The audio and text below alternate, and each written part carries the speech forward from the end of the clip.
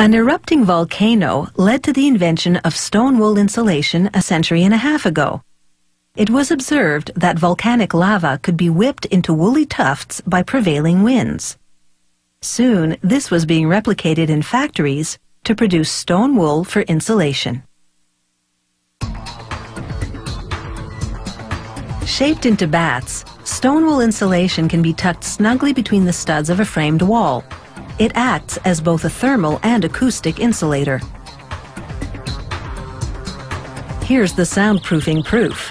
In this demonstration, an activated alarm goes into a box lined with stone wool. When the lid is closed, the sound is contained.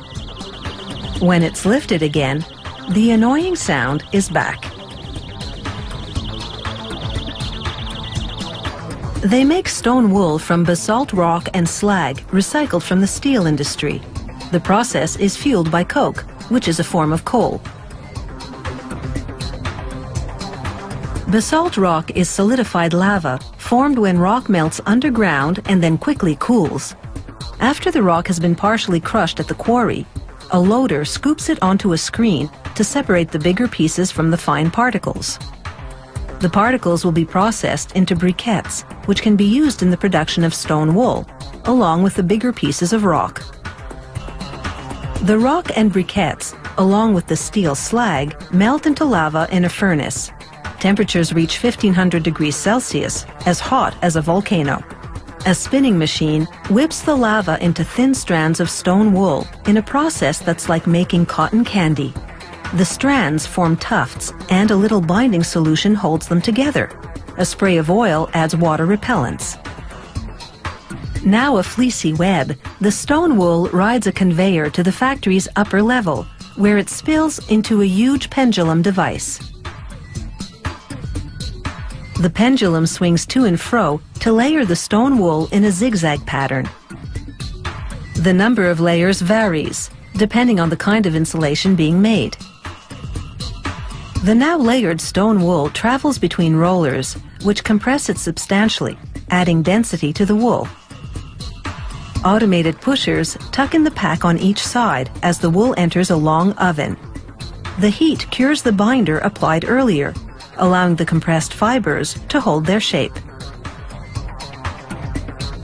The now tighter pack exits through a cooling zone and travels under a roller which squeezes it to make the fibers more flexible.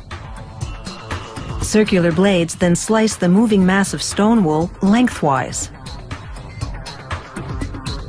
A branding tool burns the R value and company name onto the surface of the insulation as it moves forward.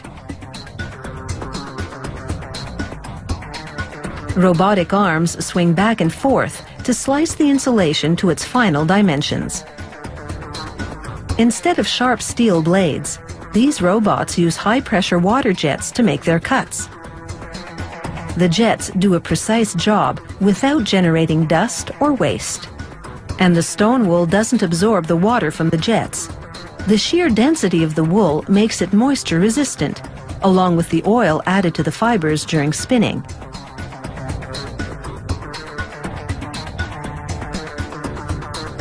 To demonstrate stone wool's water-repellent qualities, they pour water directly onto the surface.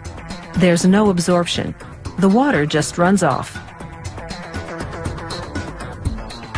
In this routine test, a worker torches the wool, and it doesn't catch fire. Stone wool can withstand temperatures of almost 1200 degrees Celsius due to its natural properties. It's even cool to the touch on the other side. Once it's passed several quality control tests, the insulation heads for the packaging line. Grippers pull on a roll of plastic tube packaging, and hot jaws cut and seal one end to form an open bag.